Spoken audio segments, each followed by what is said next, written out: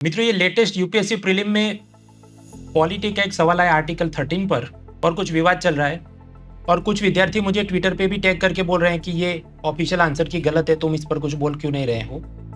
चलिए मामला समझते हैं। सबसे पहले वीडियो पॉज करके क्वेश्चन आप पढ़ लीजिए। 4, 3, 2, 1। तो ये आर्टिकल 13 का जो सवाल है सेट बी, उसमें क्वेश्चन 44 ऑफिशियल आंसर की कहती है डी। अब पहले मैं आपको आसान भाषा में समझाऊं। मान लीजिए दो किरदार है, जेठालाल और भिड़े मास्टर। जेठालाल कहे कि 15 अगस्त को आज़ादी मिली, वो सही है। भिड़े मास्टर कहे 26 जनवरी हमारा रिपब्लिक डे यानी गणतंत्र दिवस है, तो वो भी सही है। लेकिन फिर जेठालाल एक और सेंटेंस ऐड कर दे कि देखो मैं भिड़े मास्टर की बात से असहमत हूं, आई डिसएग्री विद भिड़े। तो ये तो ऐसी बात हो गई कि जेठा का एक विधान सही है कि 15 अगस्त को आज़ादी मिली, लेकिन उसका दूसरा स्टेटमेंट कि भिड़े गलत है, तो वो तो गलत है ना, क्योंकि 26 जनवरी रिपब्लिक डे है। तो 1 मल्टीप्लाई विद 0 जवाब आएगा 0, यानी कि जेठालाल गलत है, केवल भिड़े मास्टर सही है।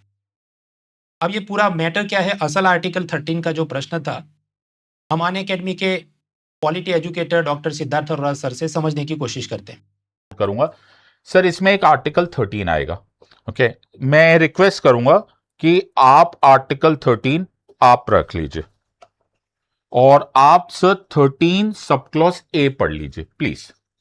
13 subclause A is all laws in force in the territory of India immediately before the commencement of this constitution so far as they are inconsistent with the provision. नहीं सर, यहां से A. Law includes. Law includes ordinance. Sir order, आपके साथ मैं bylaw. धीरे धीरे, आप भी धीरे धीरे प्लीज। हाँ sir please. The law includes ordinance, order, bylaws, rules, एक regulations. मिनट सर, रूल्स आया सर उसमें, हाँ, and regulations. रेगुलेशंस भी आ गया सर। फिर next Rules, regulation, notification, custom or usage. Sir फिर आया custom Or usage. Usages, having In the territory of India.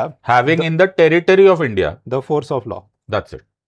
पूरा आर्टिकल 13 है सर, हाँ, word by word छाप. वर्ड बाय वर्ड छाप दिया।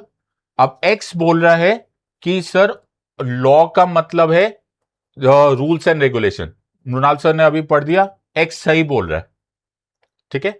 वाई बोल रहा है कि लॉ इंक्लूड्स कस्टम और usages having in the territory of India the force of law, sir यही बोल रहा है। हाँ, तो वाई भी सही बोल रहा है। तो हमारे पास आंसर क्या आना चाहिए कि both X and Y are correct, but ऐसा नहीं है। इसमें भी यूपीएससी ने गेम खेला एंड मैं इसमें यूपीएससी की कुछ हद तक तारीफ करना चाहूंगा, बिकॉज इसमें बड़ा इंटेलिजेंट गेम खेला। सर अब इसने क्या किया, एक्स बोलता है, प्लीज सब लोग मेरे साथ इसमें अप्रिशिएट करना, it is an intelligent part. X बोलता है रूल्स और रेगुलेशन लॉ है, एक्स सही बोल रहा है। वाई बोलता है कस्टम और यूजेज भी लॉ है, वाई भी सही बोल रहा है। लेकिन जो इसमें इंपॉर्टेंट लाइन थी सर एक्स वाई की बात से कन्विंस्ड नहीं है।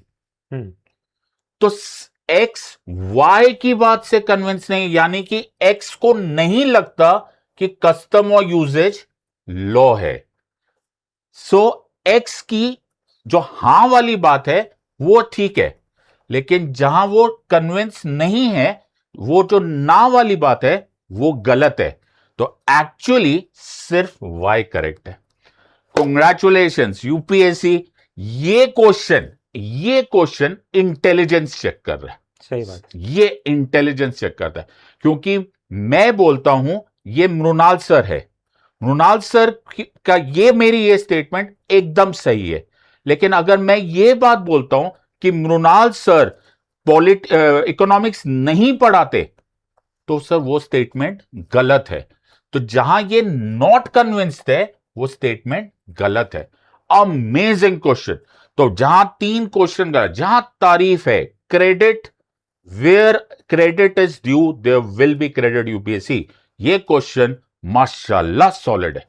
This is an amazing question, but सिर्फ यही था कि इतना ध्यान जाना चाहिए था, और ये तुम्हारा काम है एज फ्यूचर आईएएस एस्पिरेंट्स, आपको ये इतना ध्यान देना चाहिए। अमेजिंग क्वेश्चन सर, और ये बहुत सारे लोग गलत भी करेंगे बिकॉज ये लाइन किसी ने देखी नहीं होगी।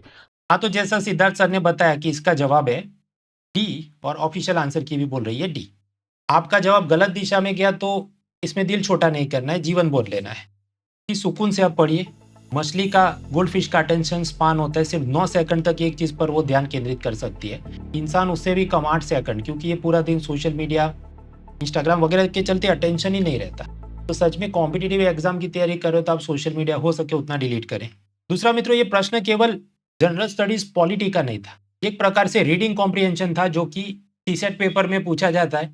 अब आप सिर्फ और सिर्फ कोचिंग नोट्स पढ़ेंगे, उसमें एक तकलीफ है कि छोटे छोटे सेंटेंस में चीजें दी जाती है तो आपको समझ आती है, याद रहती है। लेकिन जब ऐसे लंबे वाक्य दिए जाते हैं तो उसके वास्ते जिस कॉम्प्रिहेंशन स्किल की जरूरत है तो आप अंग्रेजी अखबार पढ़ने की आदत रखिए।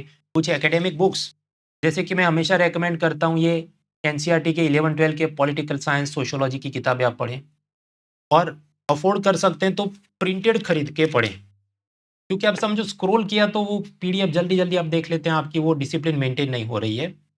सुकून से पढ़ो, आराम से पढ़ो, और ये ऐसी चीज़ें ये मेंस में भी निबंध में भी आपको काम आएंगी, तो यूज़ दैट। तीसरी बात मैं कहना चाहूँगा कि ये चाहे इकोनॉमी है, पॉलिटी है या साइंस है, अंग्रेजी में उसके प्रश्न आप पढ़ेंगे तो ज़्यादा एक्यूरेसी बढ़ेगी। हिंदी में वो अपितु या अभिज्ञातव्य फला टिमका वो सब में चले जाते हैं, तो चीज़ों को और क्लिष्ट बनाता है।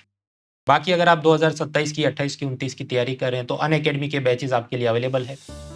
केवल 16,999 पे आपको लाइव क्लासेस की एक्सेस मिल रही है, इंक्लूडिंग माय इकोनॉमी कोर्स, और वो भी प्रीलिम्स और मेंस दोनों चीज़ें हम दिसंबर एंड तक कंप्लीट करने का टारगेट लेके चल रहे हैं। और बाकी भी सारे टीचर्स और उनके क्लासेस आपको मिलेंगे, चाहे history, geography, polity, science, current affairs, सब कुछ। तो take benefit of all this things. Discount code याद रहे, mronal.org। Let's crack it. Unacademy. Let's crack it.